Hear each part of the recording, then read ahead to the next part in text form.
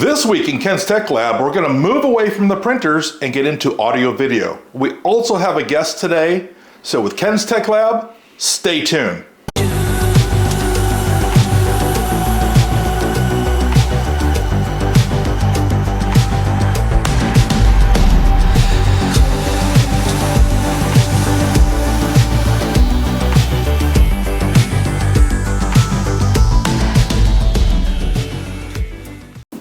Welcome back, everybody.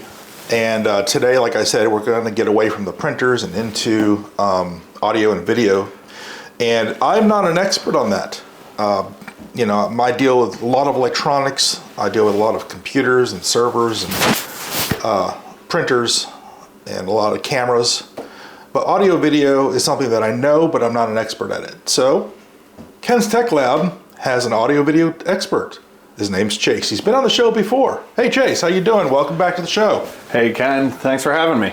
So you see what we have here? We have a short throw laser projector. Okay. Mm-hmm. And this is going to be replacing my OLED. So let's hopefully this will do the trick and be able to do that. Can you tell us a little bit about this?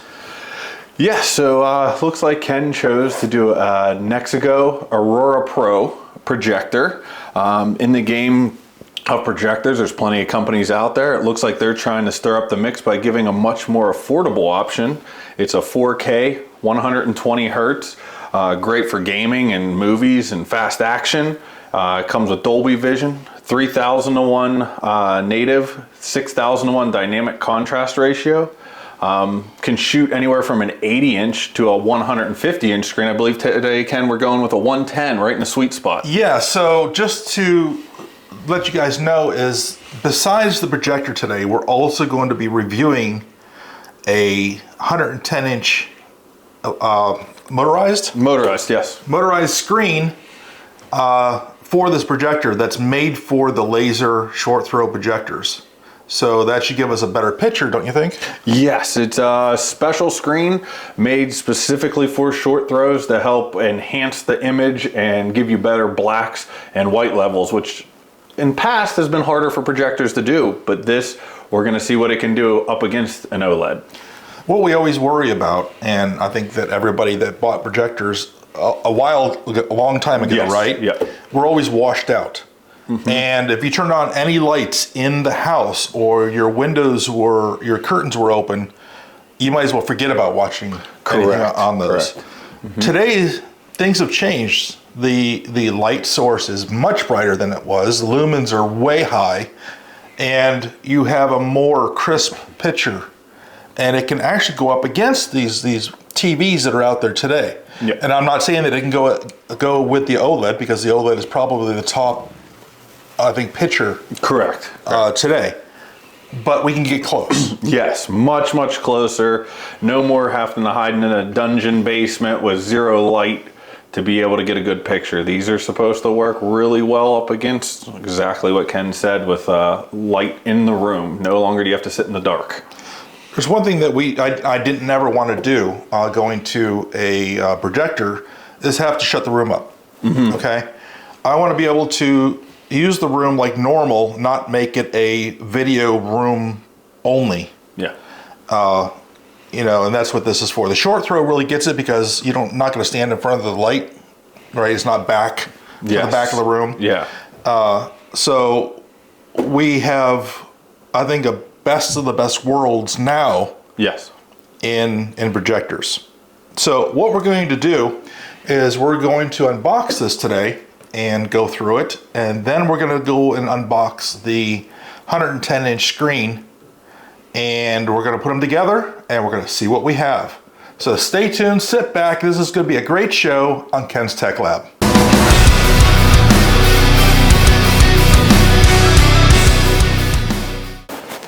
All right, everybody, welcome back. We've readjusted the camera, put the box down so we can open this. You're going to see this at the same time that we are seeing this, because I've never opened this box after delivery. The shipping was in a nice cardboard box, a really heavy structured box, And the only thing I did was open that box and take this out and set it aside for the other videos that I had to do prior to doing this one. So, are you ready to open this? Yeah, let's see what's in there. Let's see what's in this thing. All right.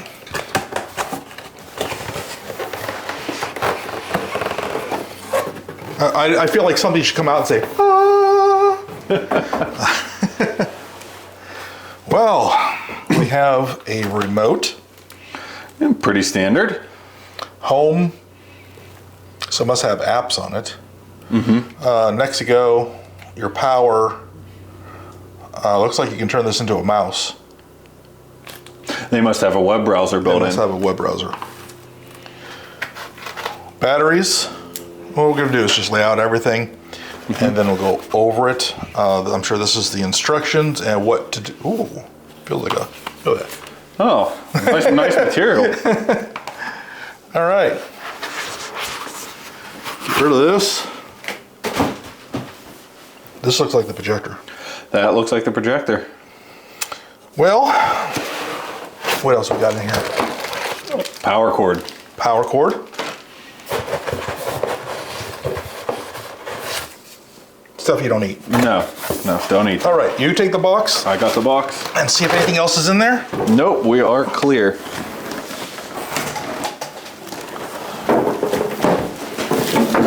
All right. What do you think about the size of this? Does it look bigger than a normal projector, or does it look about? Looks about the same size, but turn 90 degrees, because most projectors are usually a little bit longer and shoot in this direction. This guy's wider and is going to shoot the width of the screen.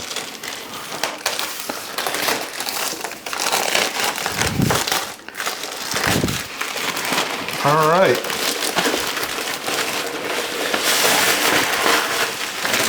Wow. This is a bad boy. It is a very nice looking projector. Seems very quality. It did have some weight. In electronics, the joke is if it weighs a lot, it usually is pretty good quality. It's gotta be built well, right? So you have 4K, ultra high def, Nexigo logos, Dolby Vision, Atmos. On the back of it, everybody can see, we have, looks like, what are they? Believe you're going to have your HDMI. Okay, we have an ARC C. We have HDMI 2, 3, USB 1, USB 2, audio out on a little 1/4-inch jack. Yep. Your PDIF, your light source, and a LAN cable. Yep. That's what we have in this thing. Yeah, and I believe those ports are HDMI 2.1, which is the new format, which is what's going to give you your 4K at 120 hertz. I'll give you a setup menu. You can see this. It's always backwards when I'm trying to show the screen. Yes. It shows us sitting angle, how far away we should be. The angle to the unit, how to put the batteries in, and how to choose your language, and then follow the on-screen prompts. That's pretty standard. Pretty straightforward. What else we got in here? They've done a very good job doing these manuals in, you know, they're not like missing words, or you know how you get some things from other countries, stuff not spelled right. And stuff. This looks very, very good. Another thing is that this was purchased. I purchased this off of Kickstarter, just at the end of their what do you call the term when they're about to finish? When it was about to end, yeah. Just as it was ending, I got in at the last probably 3 days and purchased this on the Kickstarter. So, and they told us, they sent an email out saying that, you know, hey, please open this immediately because of shipping. You know how shipping's been doing on printers and things like that. They've been coming in broken glass all over the place. But it looks really nice. Yeah, there's not a blemish on it. No issues in shipping for sure for yours. Anything else you want to say about this? I just noticed on the side, it looks like we have our focus and zoom, a little manual knob for that on the left, an extra USB. And I don't really see anything else. We got the speaker grill covers here that are that mesh material, and we'll be testing that later to see how good is an audio that comes from a projector rather than like your sound bar or a surround sound system. Can you tell me how this could do Atmos? That's what I'm trying to figure out. It has, I believe it is 60 watt worth of speakers. Okay. They call 2 15 watt subs, 2 15 watt tweeters. Usually with Atmos, you have multitudes of speakers, microphones that are used to bounce audio off the ceiling and come back down to you to give you that full immersion. Not quite sure how it's going to work with just 2 tweeters and 2 what they're calling subwoofers built in. I really don't know, because I know that my setup that I have right now in the living room, which we'll be going there soon, has 32 speakers in just the soundbar alone. With up-throw speakers. Now, this is still not true Atmos with the soundbar, because you need true speakers in the ceiling for real immersion. But it gets you close without spending the money. Correct. And I have 2 500 watt subs with speakers in the rear. Yeah, which they get you the actual sound coming from behind and everything like that. So we'll have to see. That's going to be part of this. And what we're going to do now, guys, we're going to move into the living room and take a look at the screen. We'll see you there.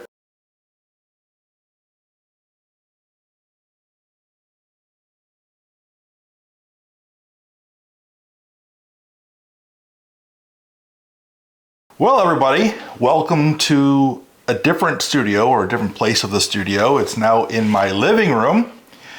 So welcome to my living room. And in my living room right now, behind me, is an OLED TV. LG, 67, I believe. 67-inch OLED. And that's what we're going to be replacing with this short throw laser. Yep. Down below me, which you can't see, is not in frame, is the new motorized from the ground up 110-inch screen. Now, I've already taken it out of the main box, but I never removed the plastic because I wanted to do that on the show with you guys. So when you come back, we're going to be looking down again and looking at the new screen.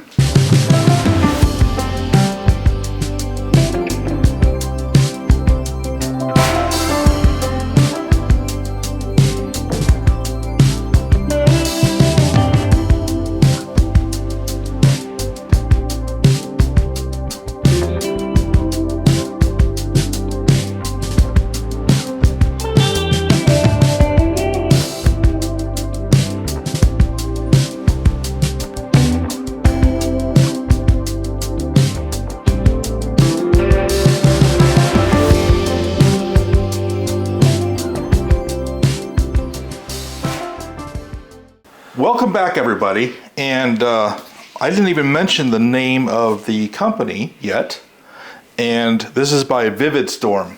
This came in packaged so well with the big box. I really give a big kudos to them for such a heavy and long item not to get bent or dented or hurt. Their packaging was well done. And inside the packaging, I did open up the box. Like I said, I threw away the box is already gone. And they do have a thank you with the instructions on here and tell us everything that comes with it. And Chase, there's more stuff that actually came in that box that I haven't opened yet because, well, that would be cheating, right? Looks like a paintbrush, some, as we were calling them, plastic chopsticks. It might be used to adjust the screen tension, power cord, and 3 mystery boxes. 3 mystery boxes. You want to open them up and see what we got in the mystery boxes? Let's see what we got in the small one. One's going to be a remote. That's what I was thinking. You got to have a remote for this because it does boast that you can have it set up and down without having to get up and walk over to it every time. Got some screws and some sticky felt pads. Another mystery box inside of the mystery box, which this one is Looks like a USB flash drive, maybe for firmware or BIOS update. All right. With screws. With screws. And then our second one. This is our remote control, and it actually comes with a nice little mount. So if you mount it to your couch or somewhere near where you're sitting, and then it has pretty standard up, down, and stop. Here, bring it close to the camera. There we go. I can bring that over. It has up, down, and stop on there. And then our final box. Let's see what this guy is. Oh, it is a black version of the remote with up, down, and stop on it. Wow. Yep.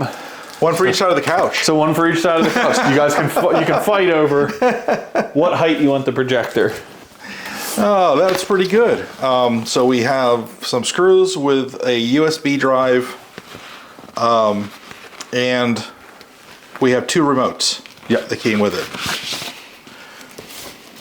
And look at this, right in front is why you have the USB. Opening up the instructions that come with it, the welcome. And it says wireless USB projector trigger. Okay. As a gift.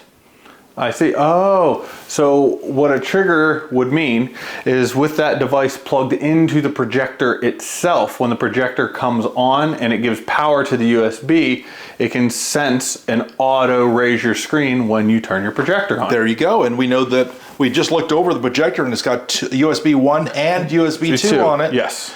On the back, and you saw one on the side. One on the side as well. So we shouldn't have a problem with that. And wanted to say thank you for the gift, as it says right here, a dongle gift by VividStorm. And we're actually going to see now. Let's see how it looks. Yep. All right. So Chase is going to actually open this up for the first time.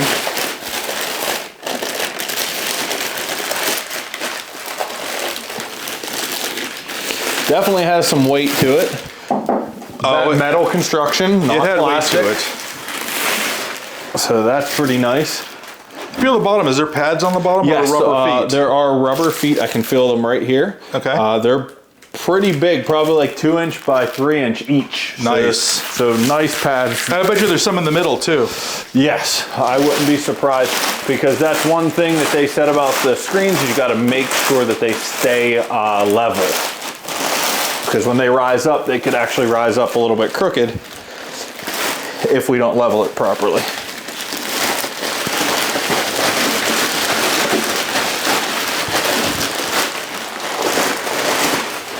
There we go. All right, are we forwards or do we need to turn it around?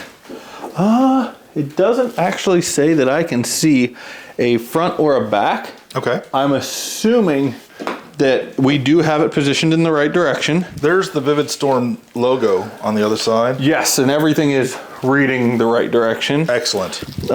There is, right here, it's kind of out of frame, a little bit hard to see, but right down here, it looks like an IR sensor. It does look like we IR. would probably put that towards the front, and that's most likely what the remotes are. They're all IR. Yep. So it does have an IR sensor on the side that is closest to me. Down here, we have your standard, I believe it's IEC power cord connector, an on-off button, and it looks like we have an up and down in a stop, which matches the remotes to manually move it from here. Now, we'll have to see if the up takes it to the top automatically, or do you have to hold the button down until it gets to the top? So we're gonna have to. It does look like a hard toggle, so you flip and it stays in that position. It will raise and then stop once it hits full height. Okay, good. We'll test it all. We have a plug right behind you. Yep. VividStorm, I was on their website when I purchased this, and they have so many screens to choose from. I saw pages of screen. Actually, I was wondering like which one goes with my projector, but they pretty well do a good job by putting the descriptions on the bottom that say it's good for a short throw, it's good for laser, it's good for, what's the other kind of? Rear projection. Rear projection, or a regular bulb. Well, it gives a nice audible sound to let you know it has power. And then, without further ado, man, let's get it up in the air. And we're gonna pause it right there, just to check to make sure the button does auto stop it.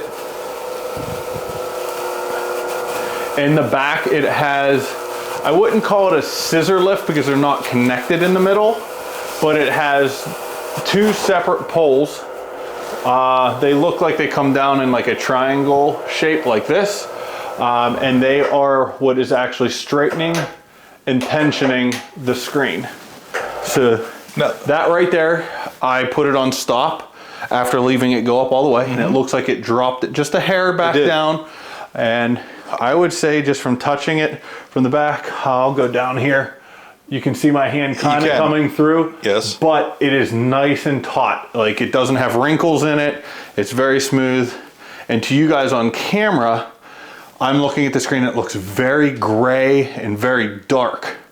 And that is actually purposeful, because these projection screens, because they're used for short throw projectors and laser specifically, they almost have like a triangle shape. And I'll come over here and step down. So what it is it almost like comes out and then comes back down on a diagonal. And the reason that is the laser is usually down here firing up at the screen. And when you fire up at the screen, that angle projects that light outward towards the viewer. The benefit of doing that is, one, better contrast ratios. You get better whites and better blacks, which is hard for a projector to do.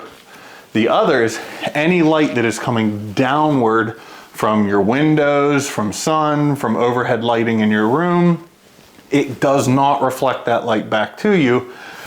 It diminishes that light, which helps to keep the integrity of the picture from getting blown out or looking like you have too much white all across the screen. So that's why to your eyes, the screen looks a little bit darker than your traditional projector screen, which is a solid white. Now, how low that is to the ground right now, I think we're gonna have to put the short throw on the floor. For now, yep, and then I think we weren't sure. That would be too high, wouldn't it?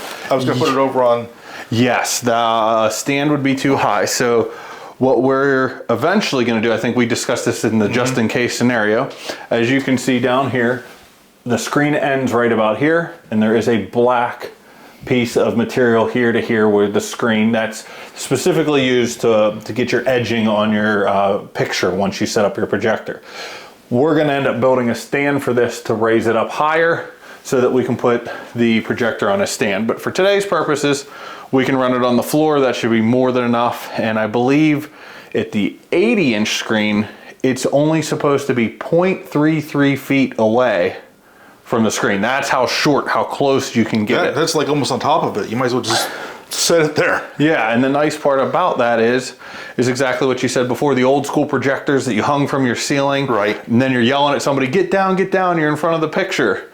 You don't have to worry about this. You can walk right up to it. Everything stays at about the same distance any normal TV and normal entertainment stand would be from the wall. Now I'm looking at your shadows, and it doesn't look like the light is really reflecting off of it. It's lighting it a little, but not reflecting.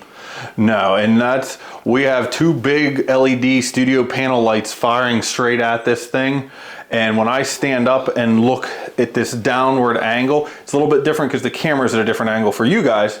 But from my angle, I get almost a black image. But if I get down on my knee down here and I look up at the picture, and maybe we can do that with the camera here in a minute, it actually the screen looks white looking up at it. Looking down at it, it looks black. And that's the exact reason this is very special for a laser projector.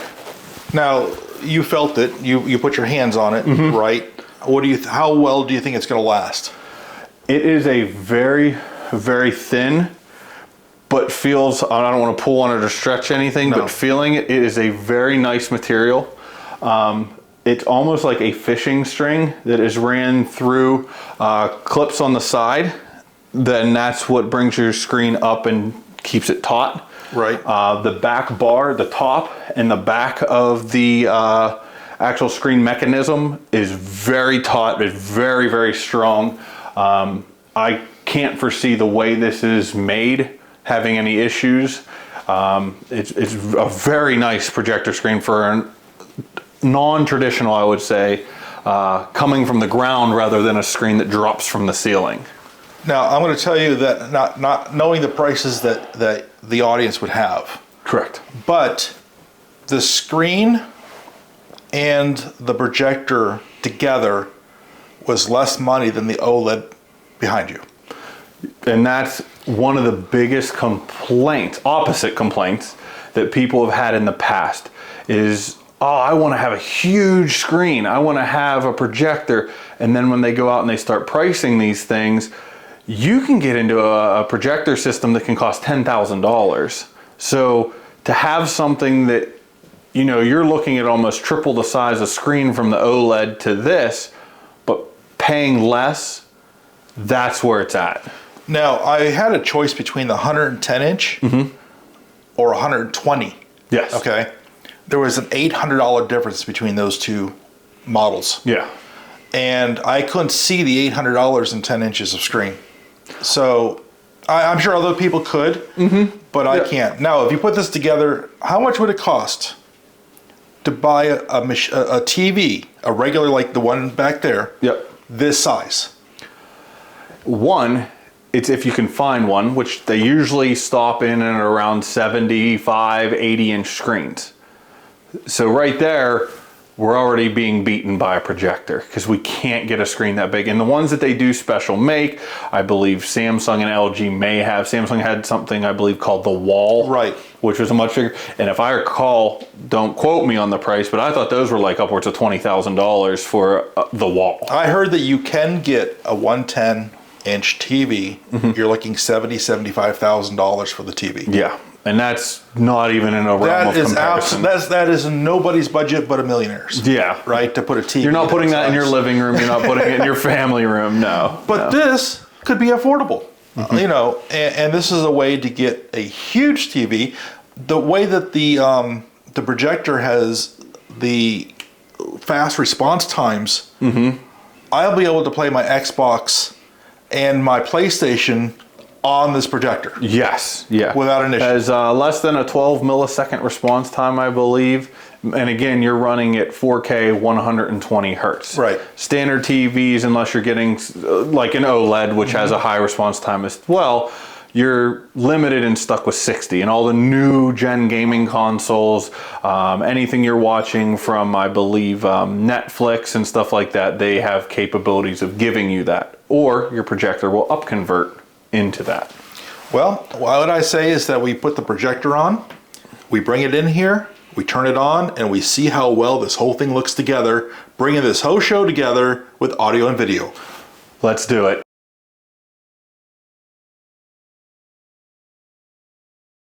Okay, so let's turn this on for the first time. Are you ready? All right, let's see what it does. Okay.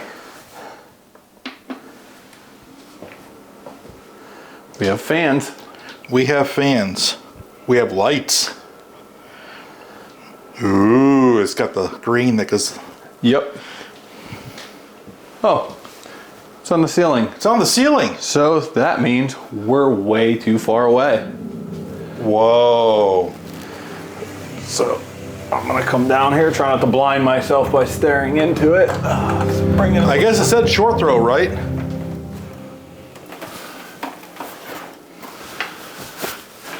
Yep, and then there's going to obviously be some adjustment. It automatically adjusted the, it needs to go over to the left a little bit. But this way. Trying to get myself in the picture. And then you can go back a little bit and... Okay. Well, I'm wondering if it's not quite in 16 by 9 right now. That also goes with, it seems like that. Okay, there we go. So we have picture. You brought it down to about 85 inch? No, that's 90. All right, so we got the Wi-Fi up. The next screen that came in after the Wi-Fi was select installation method. Well, we do have a projector screen. Yes, we do. and it looks very good on it. So let's choose projector screen.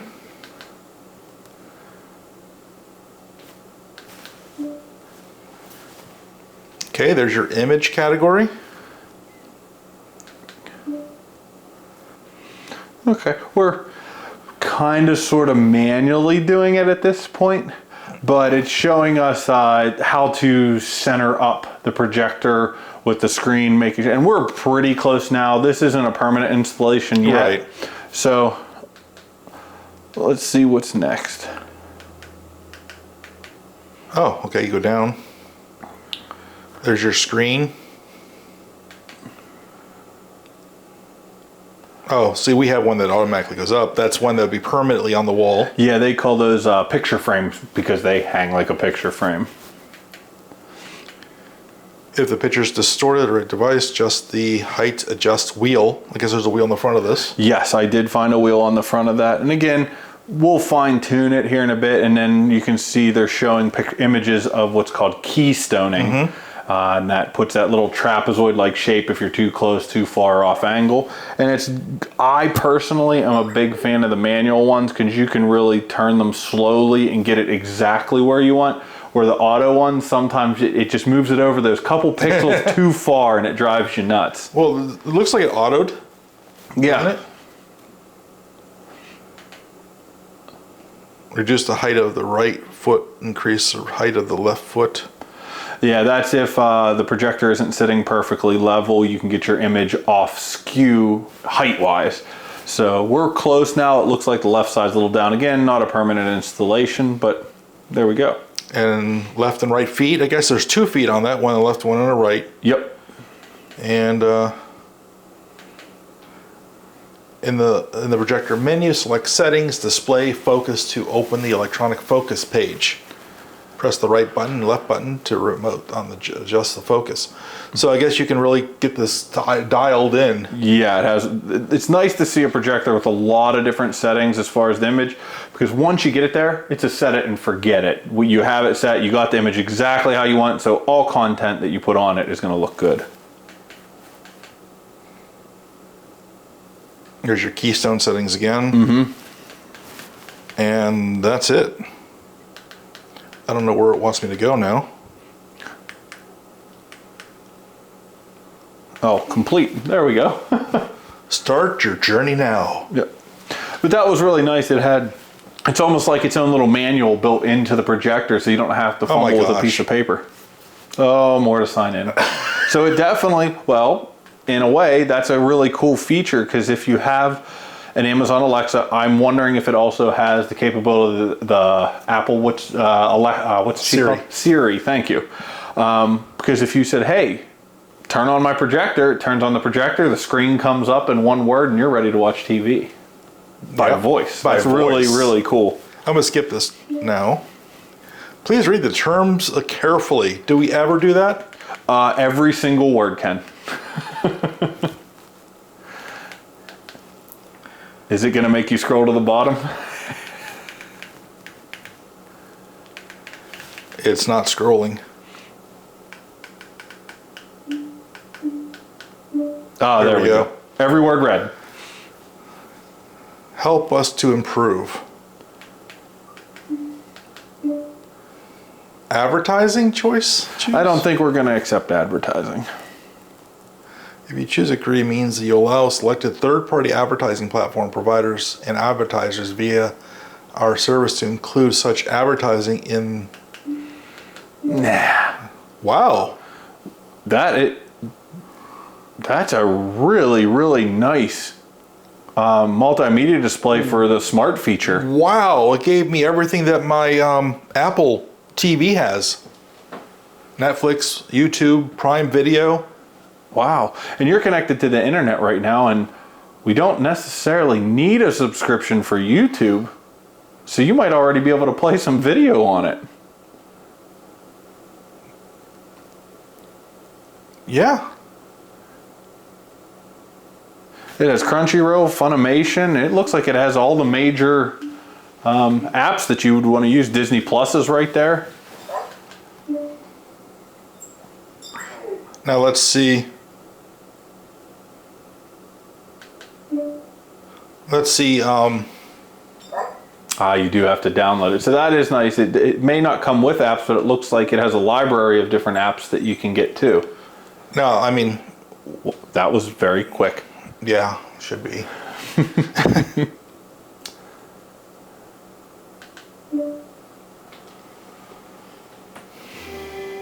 They must have a decent processor and stuff in this to be able to navigate, because I know that's one of the big problems with a lot of smart TVs out nowadays, is going through apps and going through things like that tend to be like laggy and slow.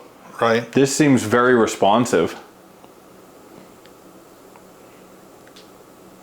I'm seeing if this has a mic in it, which I don't think it does, where I could actually speak.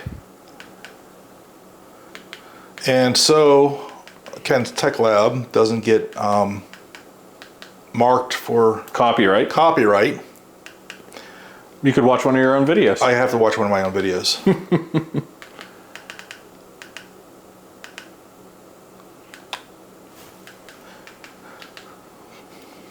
the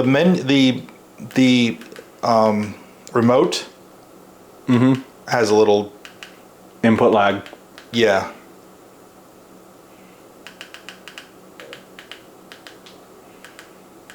Wonder if it's the batteries that it came with.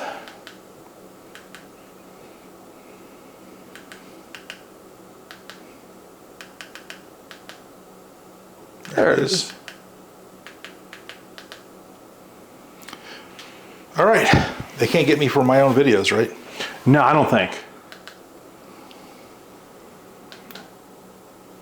This week in Ken's Tech Lab, we're going to take a look at this brand new printer, the Uniformation GK2. It's a resin 3D printer, 8K. We're going to unbox and we're going to do our first print.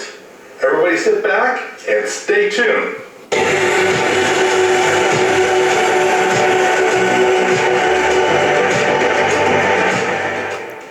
Now, Atmos, I don't think would sound good on this. No, listening to the speakers, I wouldn't say they're terrible. We were only at about a third of the volume, if that. But I wouldn't want to push this much louder, because in the room it was fairly loud. I would say for subwoofers, it was kind of tinty. It was hot in the high ends more than on the lows. Yeah, there's not much low end coming from. Now there might be a way to adjust everything, which we haven't looked at yet. Correct. But as it stands, it's just a little tinty. It's kind of like every television's built-in speakers that have ever happened. They're not the best. Will it get you by? Will you be able to listen to your content? Yes. So what do you think? I am blown away by the picture and everything. Again, we have studio lights on here. It's daylight outside. We have a lot of light hitting this, and the picture on it is amazing. It looks like it's eating the lights. Yeah, it really does. It's completely drowned out. I'd be interested if, Ken, you want to Yeah, I was about to say, let's turn off our studio lights. And that picture just jumped another degree. Did. With still light on in the room and light from outside. That picture is so crisp. And this right over here is what I'm noticing. The black levels on this are incredibly It's just as good as my OLED almost. Yes, and that's something that I've had front projection screens and stuff before. The best you're getting is gray, like a dark gray. This it looks black. So I'm very impressed with what just this short demo running one of your videos is unbelievable about how, if you look at the lights in the background, the lights coming off of your arms, the white in the paper is very white. Then you have the panels, the sound panels in the back, and your Elegoo black. The logo on my shirt is very crisp with the white and black. Yes, very easy to read. And those are hard to put together, those two colors. And this is all done with a laser. Yes, no bulbs, nothing like that, like the old style. It's really blowing my mind. This is one of my first times getting to see a laser projector on a proper screen. And this is the sweet spot. You got the screen, you got the projector, they're made for each other, and it shows why they do it. Now, don't forget everybody, this is VividStorm screen. right? This is a 110-inch screen made for short throw laser projectors. The projector is a Nexigo Aurora Pro 4K. Yep. These two together has made this wonderful picture that you're seeing right now. So, any final thoughts? Not really, other than the fact that it really did blow my mind coming from something like I said, like an OLED, your LCD TVs and stuff like that are current. This wasn't possible before. You had light in your room, projector was never suggested to anybody. And now seeing this and having studio lights on and everything, and it still looks good. Now, I would tell people this is a way to go. This is what you see now is 2 studio LED panels, full brightness. Here, I'll go ahead. Aimed straight at this screen. I'm going to go ahead and turn one off, just so the people can see this. This is what we are working with right here. A very big, a very bright LED. And I'll go ahead and flick that on so you can see what we're putting at this screen. That, and you can see when I turn that towards the screen, it almost washes it completely out. Not the picture, but the LED light. It kind of like eats the light, like the light gets taken away. Mm-hmm. Right? Yes, it looks a little bit cloudy right now. Like not to that like when we darken the room, but it's watchable. It's 100%. It'd be like sitting in a room with your curtains open anyways. Yes, and it's not distracting. You don't see any reflection because it's absorbing all of that. So it's not like, somebody walks behind you while you're watching TV and you can see them in the screen. You don't have that. And to tell you the truth, even with the low LED or any TV that's in your living room, you're going to close your curtains if you're going to sit down and watch a movie. Yeah. Oh, yeah. You want to watch a movie. There's no one that's going to sit there with their curtains wide open, the sun coming in, blaring on the TV, and you're going to sit there and watch a movie. And that's a regular TV. Yeah. Yep. Right? So I don't feel, even with these heavy studio lights hitting it. Yeah. We're putting it in the worst possible situation light-wise that your projector's ever going to see or have. Yeah, we're telling it here, eat this much light. And and these are, I don't have it on cool right now. These lights are on harsh, what do they call, what is this? Like the bright white. It's the bright white, 6,000 Kelvin pounding light for the studio. Well, I'm very happy with this system.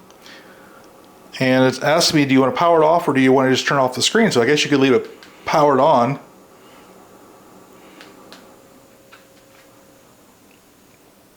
And there's no cool down because it's not a bulb. Not a bulb. It doesn't need to run that fan for that extended period of time just to cool it off. Wow, that is great. Well, that's all. That's what we have today. I'm very pleased with the purchases that I made. I think that I'm going to stick with this kind of a setup for video. Later on, we're going to build. Chase is going to help me build to put the projector, the screen up further in the air, so I can still use the table that I have behind here, where the Xbox and all the other stuff is sitting. And well, that does it for today on Ken's Tech Lab. You want to say it together? Sure. All right, everybody. Like always on Ken's Tech Lab. Stay awesome.